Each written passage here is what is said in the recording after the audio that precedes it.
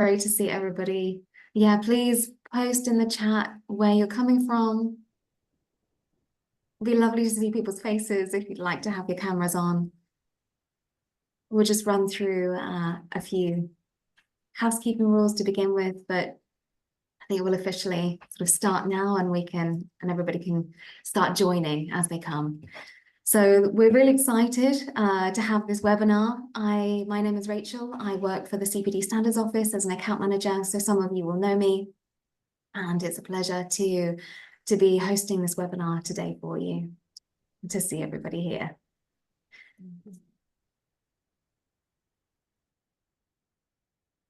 Just a couple of housekeeping rules before we get started.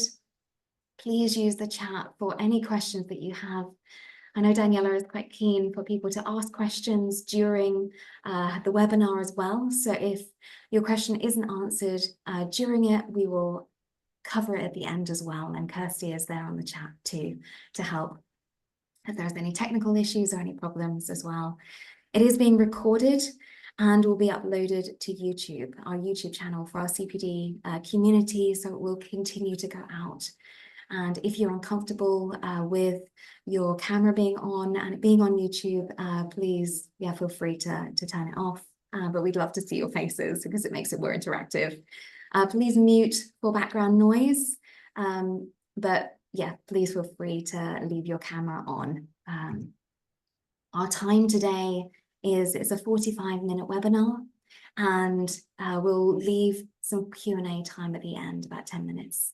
At the end to answer any additional questions, because I'm sure there will be some, because it's a fascinating topic. So our guest speaker today is the fabulous Daniela. Daniela is originally from Italy, and she has a wealth of information and works as an accredited coach of excellence, and also accredited courses as well that she delivers, and all about systemic coaching and really finding and gathering true transformation with organizations and with individuals. And I think this is a really exciting topic to be doing. So I'm going to hand my time over to Daniela, who's going to present, and I will stop sharing so that you can share, Daniela, and the time is over to you. And we're really excited and looking forward to this. Thank you. Thank you. So good morning to everybody. I decided I have a PowerPoint, but I prefer to look at you in my gallery. And if I have the PowerPoint, I miss some expressions and some communication via Zoom. And so I want to thank thank CPD for this opportunity, because I've been doing systemic coaching for a while. I've been written books, and as Rachel said, there is an accredited training. But everything started from systemic constellation and family constellation a long time ago, most 15 years ago, almost 20. And at a certain moment, I decided to become a coach, and I wanted to connect systemic constellation to systemic coaching, and see what they have in common and how to better serve individuals and organization. So it's quite familiar. I mean, I suppose you know family constellation quite well, especially in UK. There are a lot of writers, good writers, talking about systemic constellation. And so family is one thing, and also organization are systems. So you can watch, you can observe big organization and small family companies and organization as a system. So what does it mean to apply systemic coaching rather than coaching or business coaching or life coaching? Whenever you meet a client, you meet a person who normally has an objective. And the risk for coaches is to ask questions and to become a consultant, in the sense that you want to help your client to find a solution. And most of the time, if you are not aware of the competencies of a coach, you have the temptation to give your point of view or to direct your client to your point of view. On the contrary, what we ask in systemic coaching when we are in front of our client is there are mainly three pillars we insist on. One is belonging, the other one is order, and the third one is balance. And that's why I identify Bob. And Bob is also Robert, but Bob is a friend I come with during my conversation in systemic environment. And what does it mean? That when someone is coming to you, they normally the client have a story in their mind and they tell the story. And on the base of their story, there are beliefs, there are values, but there are also patterns that they are coming with since a long time, maybe from ancestor, maybe from family. So what happens that they don't have a clear vision because it's like it's foggy, it's adulterated. There are layers in front of their eyes. So by doing systemic coaching, you help them to map the situation as it is when they arrive in the conversation. And by mapping, and sometimes it's really using Lego or I don't know if you know the small puppet Playmobil, you really can help them to visualize. And one of the difference between linear coaching and systemic coaching is the fact that in linear coaching, you start from a space A where they are to arrive in another space where they want to succeed or fulfill and get something. In systemic, it's not linear, it's more circular. So you ask a question to identify what the client is not aware of or it doesn't see. So the hidden dimensions. And if you want, in a while, after I explain a little bit how I work and where it comes from, systemic coaching, there are a lot of writers, there are a lot of people who have worked on that. We can do an exercise, and the exercise is strictly confidential. You will work on a piece of paper, but you will reproduce this exercise with your clients if you want, either individual or in organization. And starting from the principle that is private and confidential, you don't disclose important information such as family issues, values, or failures, or, you know, regrets and mistakes that clients sometimes they bring up during they pop up in a session with something which is sometimes heavy or difficult to handle. And what is the mapping? We start always by saying mapping is easier than constellation. We do mapping with Post-it or Playmobil, as I said. And constellation, we can use people as representative of something. So for the purpose of this exercise, I like to see from you who knows family constellation and who has never done family constellation. Maybe, okay, Teresa never done, okay. Andy Kowalski, you know family constellation, I guess. All right, yeah, never done. Debbie, okay.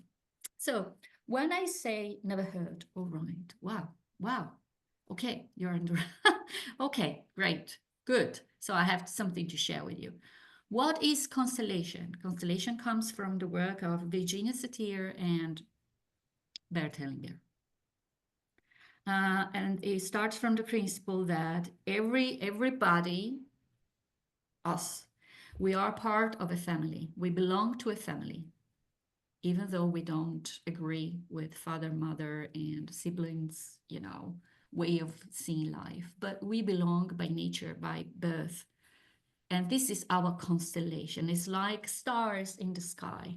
And you see that stars, most of the time, are connected and they shape a constellation. That is exactly how we work.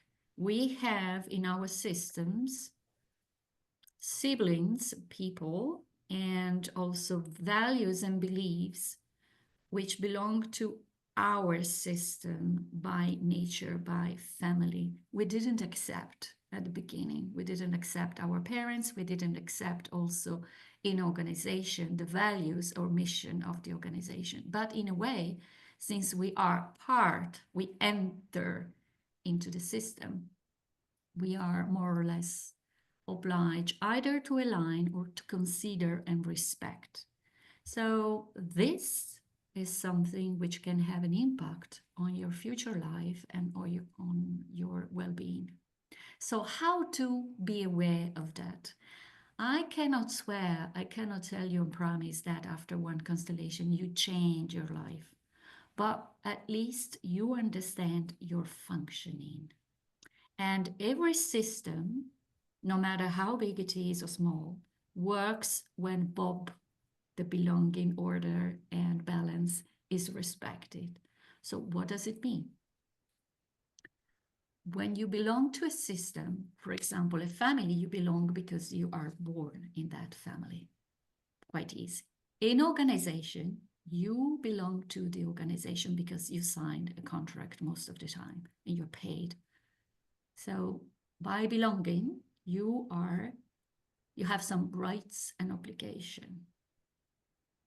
But what happens if you're excluded by the system, especially in an organization? You can be excluded, for example, if you're not completely aligned to the vision and mission of the organization, which in a way is not correct because you sign a contract. This can have an impact on the success of a project in the organization. And when I say Bob, the second one is order. Order is first come, first served. In organization, there are people who are there since a long time. They are either the pillars or the founder of the organization. And we have the temptation to say that old people or people who have been working for a long time, they're not up to changes and innovation. On the contrary, we need to be careful when we do such a reasoning. There is a respect for those who came first and have done something for us. We maybe are not aware, but we are there in this organization because someone else has done something before. And when I say Bob, the third letter is another B, is balance. Balance between what you get from a system and what you're ready to give. Think about a family. We have received a lot as babies, parents, no matter what.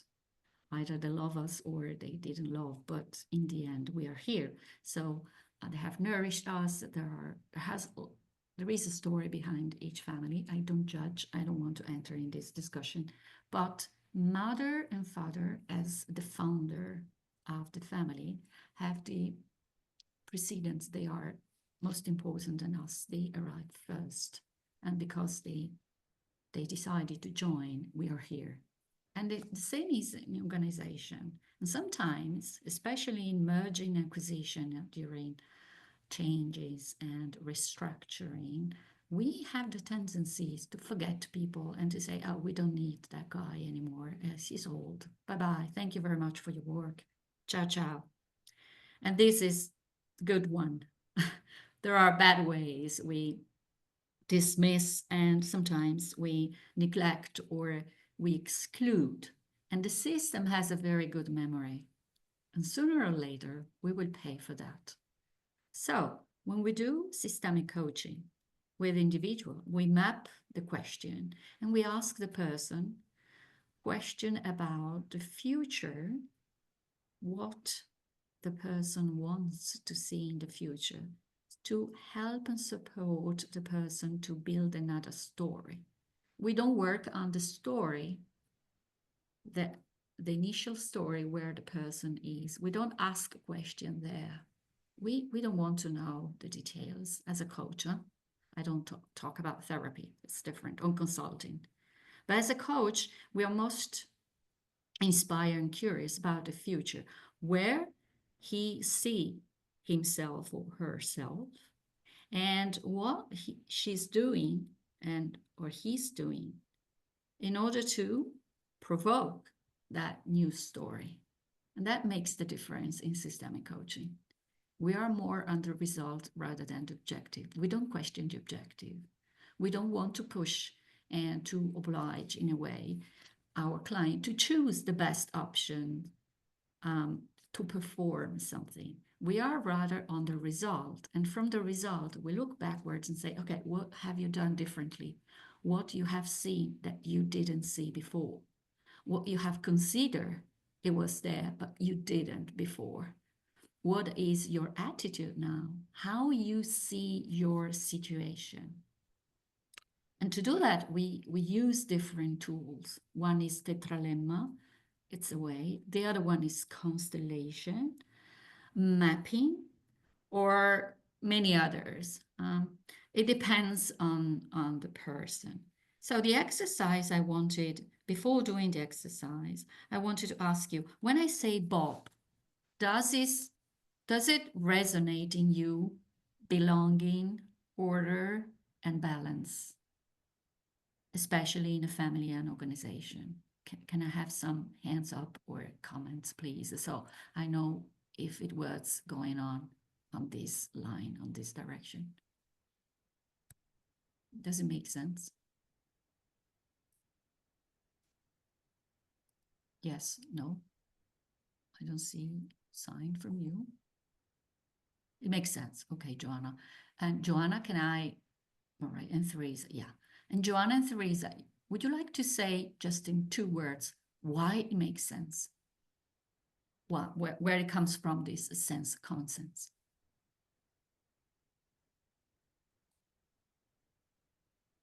Theresa.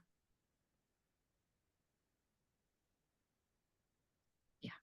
Hi, Daniela. Yeah, it just, I mean, very simply, in just to try and remember the belonging, order, and balance. But as a holistic, we're human, and holistically, that order and balance and belonging is part of why or how we exist. So, yeah. Exactly. So sense. it makes sense. Okay, so A purpose, yeah, in a way. the purpose, exactly, which is purpose, which, if you see how the word is done, is where are you? How you occupy your post. Thank you, Theresa. I know that interaction is always helpful. Actually, in systemic coaching, we often ask our client how you enter into the system and what is the place you occupy. If there is an order, we have a place in our system, both family and organization. And according to the fact that we occupy this place, this post, if we really are on the post, nobody else can take it. And that is something that should start talking to you. How often people come to us saying, I don't have the right post, I don't have the right salary, I don't have the right responsibility. People or hierarchy is not awarding me for the work I have done. Does it make sense also that? This, most of the time, is linked to our identity and the post we occupy. If we don't occupy our post and we occupy the post of another person, our post is vacant and someone else will come. And this is also linked to responsibility. And responsibility is directly connected to ability to give a response.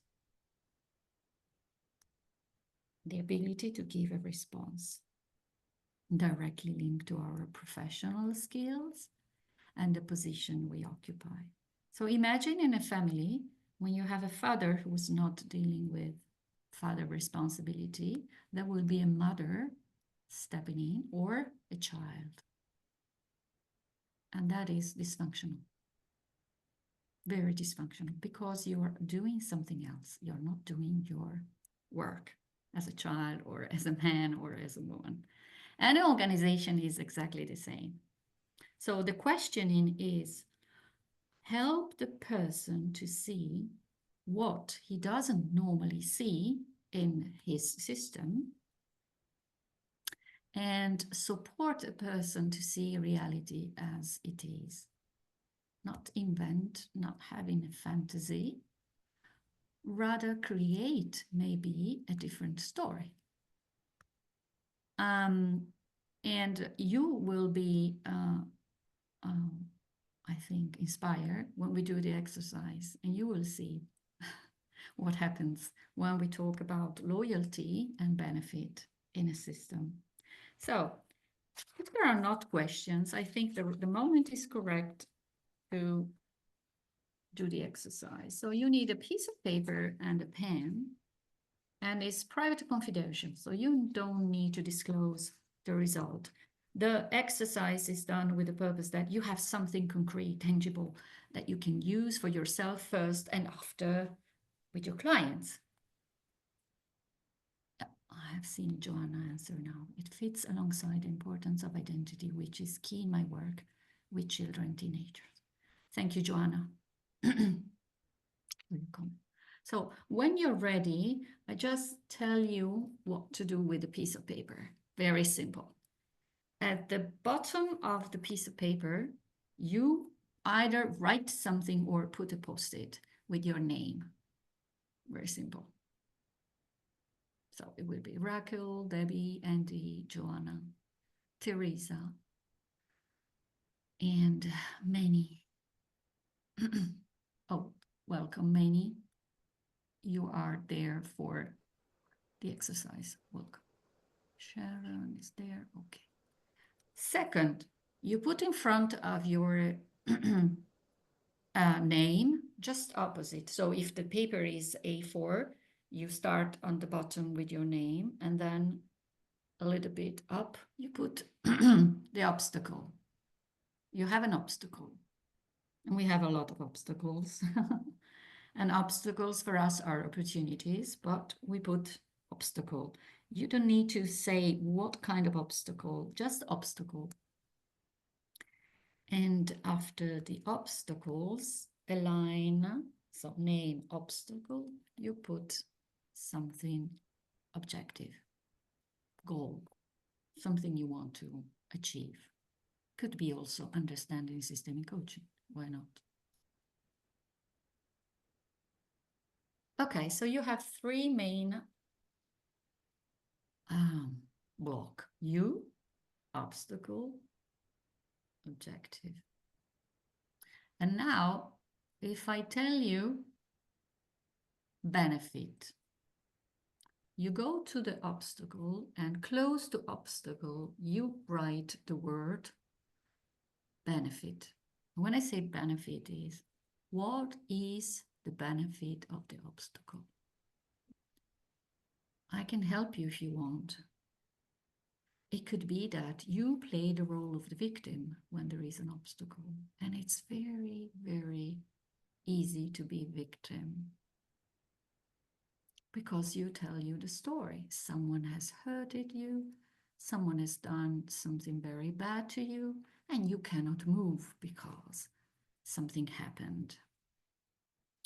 All right. Okay, Andy, try to reboot. Okay.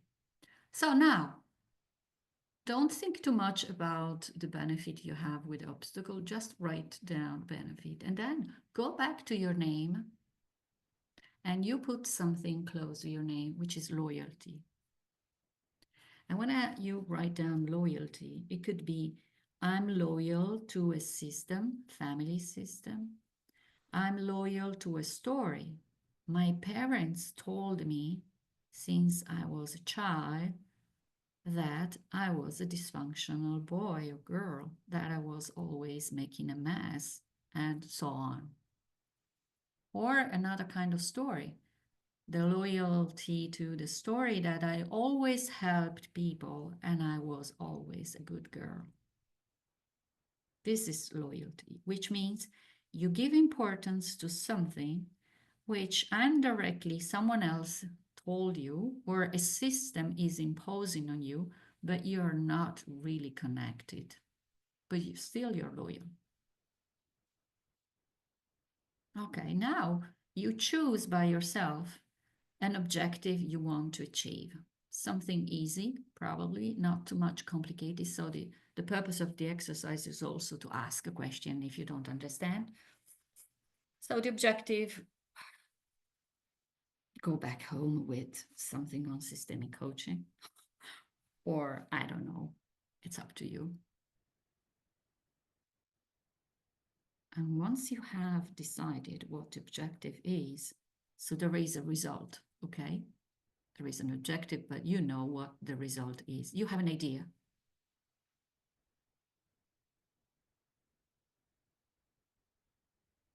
Okay. And now we start by checking the obstacle. And try to do that as much as with distance, possible distance you can get from the obstacle. What is the benefit of the obstacle you have now?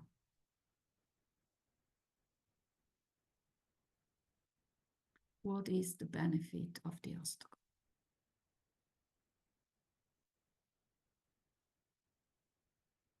Tangible. You can also write down what is the benefit. There is always a benefit. In each story, there is always something. Polarity, positive polarity, negative polarity. So we choose the benefit, the positive polarity.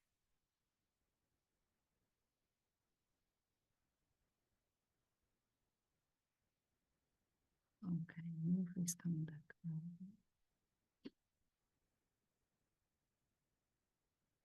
Okay. So once you have identified a benefit and you see where the benefit comes from, a value, a story, or something, the benefit is something for yourself. If you keep doing this, if you keep observing the obstacle and leaving the obstacle there, you have a benefit. I don't study Japanese. The benefit is everybody needs to speak in English. There are other benefits. I play the role of the girl coming from, Europe, in Japan. I'm a foreigner. So everybody is excusing me. I am the most important person. If I speak Japanese, I become equal peer with Japanese people. Tak, makes sense? Now you go to loyalty. And you say, looking at the objective and the obstacle with my benefit, what is the loyalty, or rather, to what I am loyal in this situation?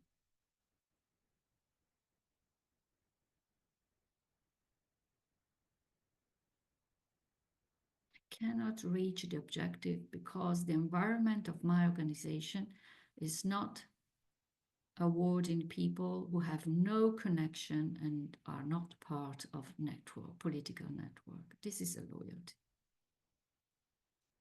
I believe in that story.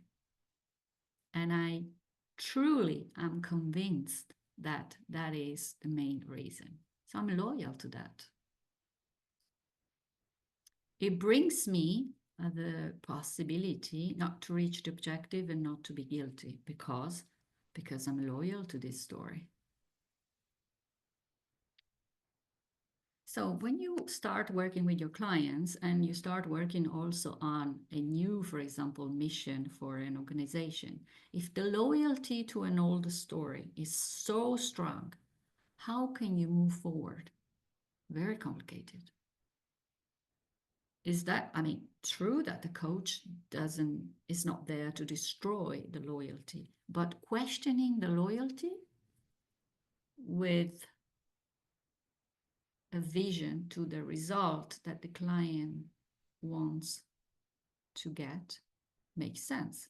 Because if you change the loyalty and if you change the values underneath the loyalty, you change the result.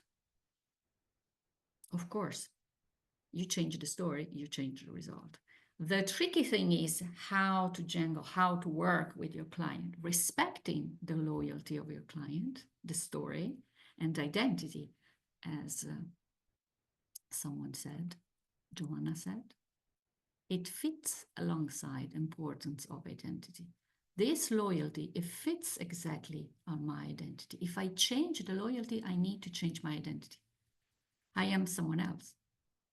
But sometimes being someone else is the first step to get what you want at the end of the cycle. So in systemic, everything is questionable. And when we ask a question to our client, it's not because we want the client change his loyalty or his benefit, but we suggest a space where the client feel free to pose question to himself, to start doubting his loyalty, or to start questioning why this benefit is preventing me to obtain what I want. I feel comfortable in this situation. Why should I change? But if you want something else, you have to change something, the status quo. So, and then there are other post-it, other elements you could add to this mapping. So you could also write somewhere price. And price is not only money. Price is about what you pay to be in that situation and what you're ready not to pay anymore to escape or move from that situation.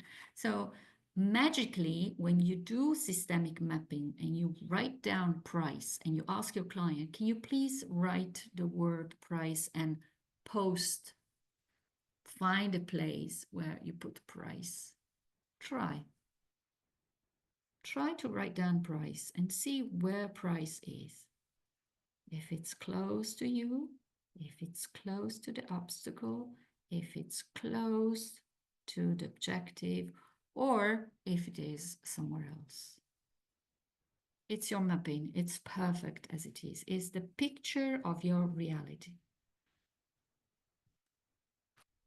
And no matter what happens during this exercise, the client will also start engaging in seeing what kind of relationship they have with objective, with obstacles, and with themselves,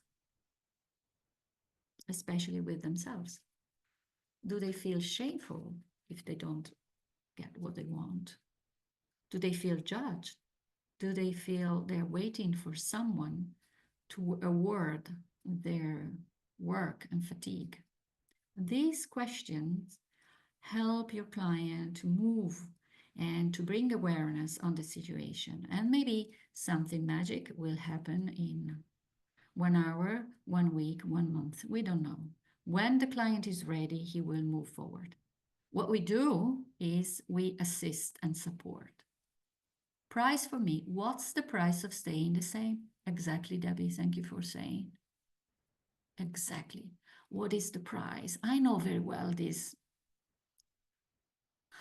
uncomfortable situation, to be very polite, but I know the price, so I don't make efforts to change the price. But what if I could pay the same price to be happy? Wow, it's true. Maybe to be happy, I pay the same price, but I'm happy. Wow. And once I'm happy, oh my gosh, I manage.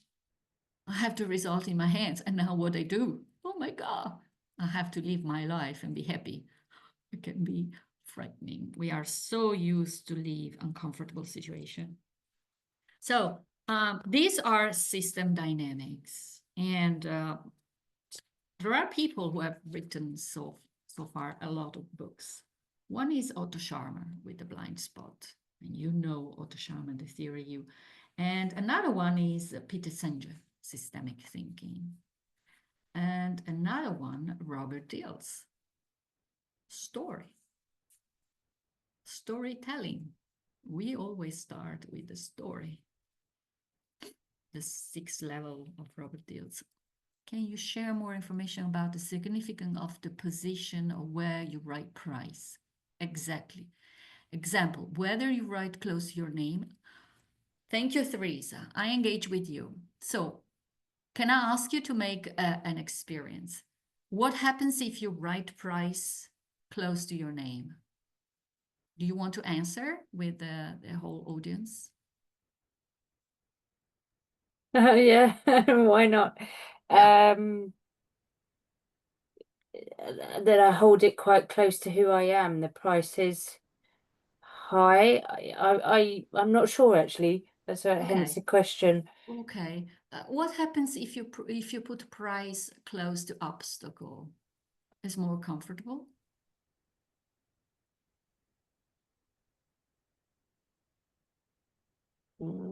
Try. Just move the word. Use your body as a resonance box, not the mind, the body, even the pen. If the pen is trembling, oh, something is happening. If you feel secure and price is close to obstacle, you engage with the obstacle. Yeah, the price is the obstacle. Fine. But what if the price is the objective and the result? I put the price and I see my objective, say, oh, there is a price here to pay to get what I want. So there is anxiety. You start engaging with something, oh, I have to do a lot. Yeah, but actually you're doing a lot as well, being in that situation. But you see the price more connected to the obstacle, sorry, to the objective, to the result. So it's like putting the prize far from you. It's very far, you know. But if the prize is you, you are engaging with your well-being. I'm paying myself on my skin, my bones, a price which is too much. I want to stop that. So when you engage with your client, you see where he put price, you can immediately connect to the system of your client and ask a question consequently to support in your breathing now. You have done this. And sometimes it's a question of breathing. Price can also be breathing. I feel comfortable here. I can breathe now. I have seen what I do. I am aware of what I'm doing as a client. So my coach can start working with me. I'm ready to shift, to transform. So every single place where you put price is fine. There is no wrong place in systemic coaching. Everything is perfect as it is because it's a client or it's you. You are the most important person as a client. So it's not a matter of judging, it's a matter of seeing, being aware of what you do, which is indirectly provoking or has an impact on your future and or your present moment here. I cannot breathe. And now I can breathe. Good. So anything else you want to share? Is there is something emerge from the exercise that makes you say, yes, I will use definitely with my clients, or I need to read something more, or I need to practice? Do you want to share with me something? So just to support. Daniela, when you say use your body, self-awareness, yes, you are talking my language. Exactly. Yeah. We are so much. We are not only mind. We are so much. Our body is one of the most powerful things we have, and we use it very badly. Thank you, Subia. Manji, how you pronounce your name? Can you share with us? Mani Subia? Yes, Mani Subia. Mani Subia? Yes. Okay. Hi, Danielle. It's Munge actually. Munge. Okay, Munge. And you're coming Marjorie from? with an N in the middle. Munge. And you are coming from? I'm in South Africa, Daniela. My supervisor is from South Africa. Oh, wonderful. Yeah. Awesome.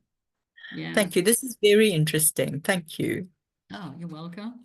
So, and now we have 50 minutes. Beautiful face. Thank you for sharing your face. We have a wonderful 50 minutes for questions, unless you want something else, unless you wanna explain how constellation works, because the body is really engaging in constellation. When you represent something, you can also represent a value in a constellation, and something will happen because your body is directly connected to the morphic field. Do you know what morphic field is? Have you heard about that? Rupert Sheldrake.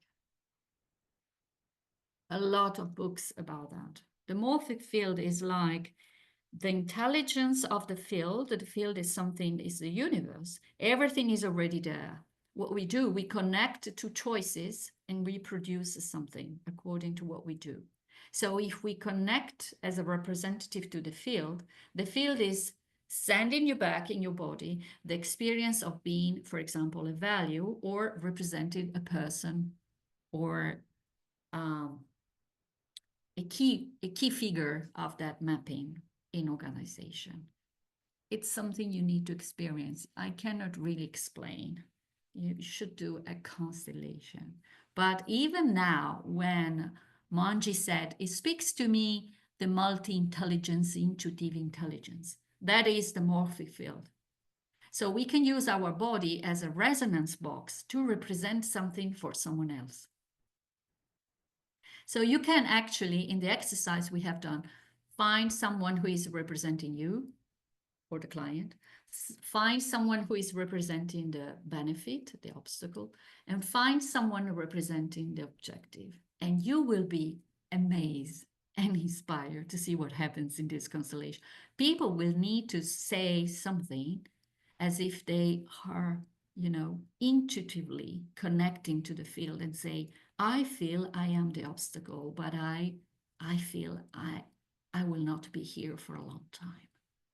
Or they can represent the client themselves and say, I feel I want to move. I cannot breathe here anymore. And your client is seeing the constellation, because you always choose representative people different from your client. So the client is observing, and by observing, it's like theater. You observe something going on, and by seeing what actually reality is, you have new insights, and you start elaborating what patterns you are bringing with you. Exactly, Daniela, exactly. And then you have the choice to keep doing that or stop. Now I have seen enough. Enough is enough. And when your client is telling you enough is enough, it means he's ready to move. And maybe finding another obstacles, but the constellation and the mapping will change. And that is the transformative, yes. Cosmic intelligence, yes, exactly. We think that we are more intelligent of the universe. The universe exactly is, everything is there. What we choose is to represent something in our life. So what if we are ready to represent something else? Maybe paying the same price, but being happy? Wow, I would engage with something like that. Definitely, 100%. At the same price, I prefer to be happy. Of course, there is a risk. I'm not a magician. I cannot, as a coach, tell my client, oh, don't worry, tomorrow your life will change. The purpose of coaching is not this. The purpose of coaching is engaging in a peer conversation where there is a partnering, seeing things, and maybe supporting your client to decide differently. That is coaching. I don't take responsibility for the choice of my client, but I support. I'm there with you. You choose to take this. Okay, I'm here. I follow. I engage with you. I support. Let's work together. That is the partnership. Unless there is a risk for his life. You understand that if clients telling me I decided to suicide myself, maybe I can start asking questions. And this is a very sensitive moment. I cannot choose, no, you don't need to suicide yourself. But common sense would tell me, oh, something is going on here. I'm not a therapist, I'm a coach. Maybe something else is needed. So I can accompany my client to investigate and to see what is happening with the professional. But still, there is a choice there. There is a price the client is ready to pay. Life, come on, it's a lot. So there are sometimes patterns with a loyalty which is very strong. And as a human being, sometimes we don't have all the tools to decide differently. And this is the work the coach needs to do, to be very vigilant and to understand if the client really wants to engage, if it's ready, or if he needs something else. So never underestimate the words of your client. They know they are connected to some intelligence which is stronger than us as a human being. So we really need to be respectful and ask questions to help and support. So I think I have said a lot. I like to hear your voice if you want to share with me. Would you like to experience this exercise with one of your clients? Yes, Teresa is saying yes. What about Debbie? Yes, you're not obliged to say yes to please me, huh? I prefer, yeah, thank you. I prefer you ask a question. And the less we do as a coach, the better it is. The client knows everything. Philip, never heard about you and I don't see your face. Are you there, Philip? No, he's not there. Raimondo. Good morning, Raimondo. Thank you, Daniela. I think this is really interesting. Yeah. I'm not a coach personally myself, but I can see how, you know, finding that exercise and finding the loyalties and finding, you know, once you discover those things that you can change the path that you're going on. And I totally understand where you're saying it's, you know, different style of coaching is more linear from, you know, a question and the result, and you get to that where this is discovering all of the things that you're not aware of that may be holding you back, or maybe the pain or the price is too much for you in your head, and helping somebody discover what that would actually look like in reality to help lower the fear of that price. Do you have any examples of how this has worked in an organization for you? Like who, you know, who as a client you did it with? Were they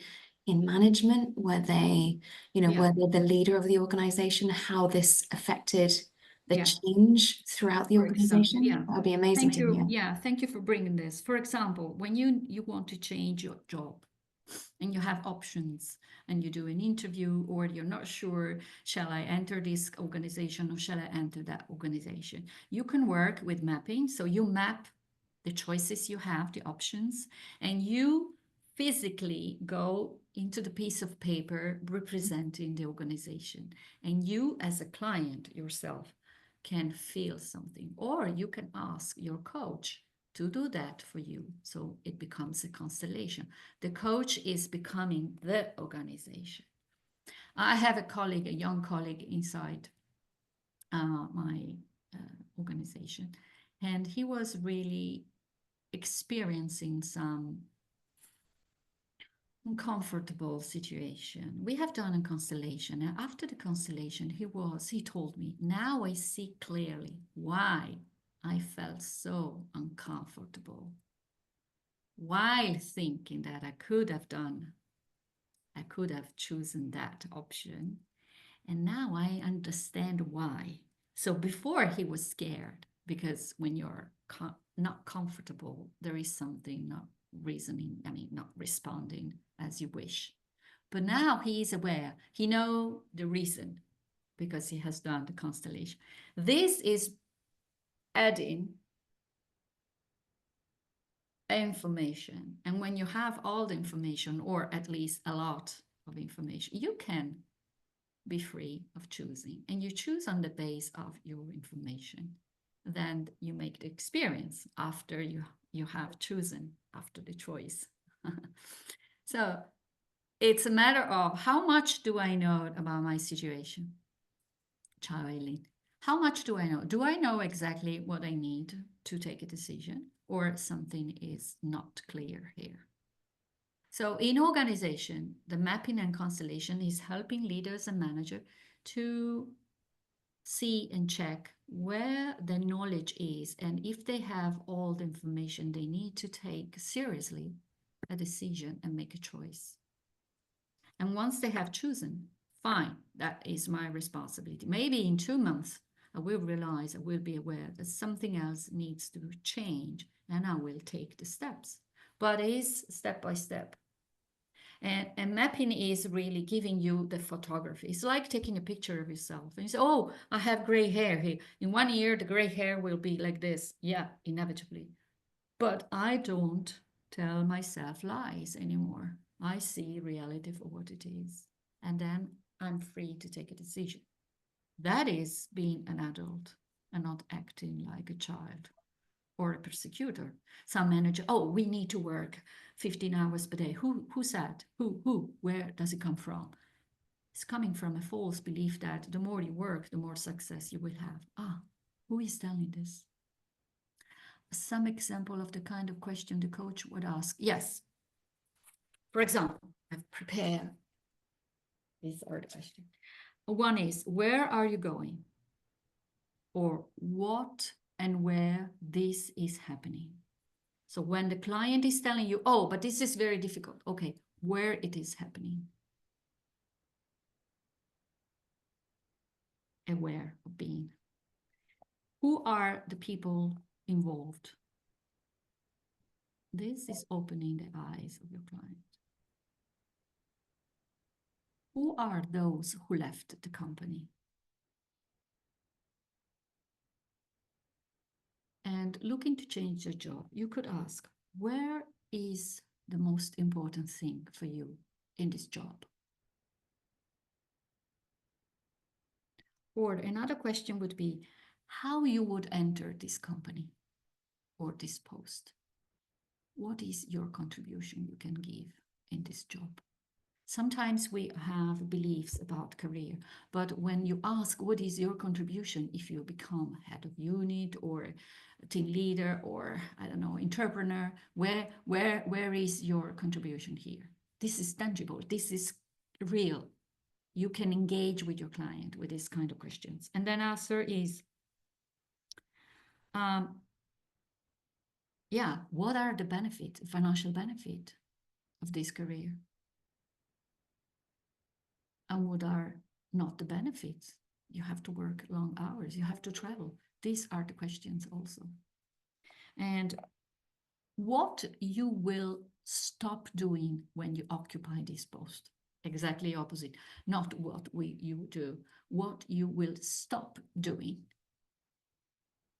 Wow. Taking responsibility for something which is not my responsibility. For example, this is my question, my answer. And this is fantastic. What are you doing completely different from before if you go into this new job? So you ask a question to help support your client to visualize what he will be doing in this post. It's not only a matter of choosing, it's really concrete. What are you doing if you become team leader? This is the engagement. And starting from there, you can work with your client to build up the new reality, the action plan. In coaching, we have often an action plan. But one thing is doing an action plan on the base of a belief, a system belief, or on the vision. That is more powerful. The price is the same, but it's more powerful. And then, in which way you are a different person. If you change in your job, you will be different. Can you tell me in which way you will be different? these are example of questions, and there are many others. And the wonderful I like is how you enter the new system.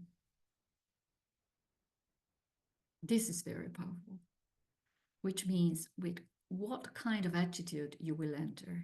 You will be a leader, you will be a follower, you will be an innovator, or you will apply the law and the rules.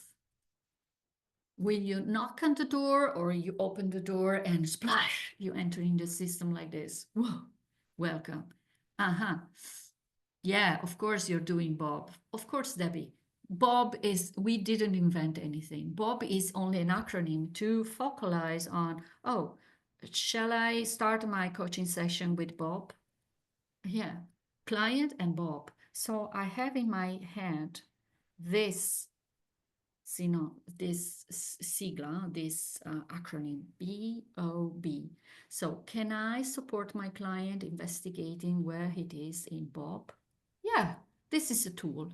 This is one of the 1,000 tools we have. So you are doing Bob in this specific, yeah, of course. This is great, Yeah. Debbie. I'm Huh? sorry to interrupt you. I just think these are great questions that we can all be asking ourselves as well, in where we are, where we want to be, if there's anything holding us back, not only for our clients, but or as coaches for your clients, but for ourselves as well. I think that's really, really powerful. And we're almost at 11 o'clock now. And I know that, Daniela, you had a gift for everybody that stayed on. If you'd like to just quickly announce that. The gift, the book and the PowerPoint. Yes, I have written a book on systemic coaching, and it's in PD version. It's in English, among other languages, and the PowerPoint. So if you want, I can send both documents to CPD, to Rachel, and Rachel maybe has your email, can send you the PDF. Would be that all right? Okay, great. Yeah, absolutely. I will do that. Raquel, Okay. I find your, I write to Kirsty and Kirsty will deliver to you. Okay. Thank you so much to everybody. Thank you to, yeah, it has been inspiring, and I'm always happy to share my knowledge and to see people enthusiastic because they are already doing what I propose. That is partnership. Thank you very much. Thank you, thank you, thank you. Thank you, Daniela. Thank you. It's a pleasure to have you and for you to impart some of your knowledge to us. So we're really grateful for your time that you've spent and the preparation that's gone into this. Thank you to everybody. Thank you very much. Ciao, ciao. Thank you. Lovely to see you all. Ciao, ciao. Take care. Ciao, ciao. Bye-bye. Ciao.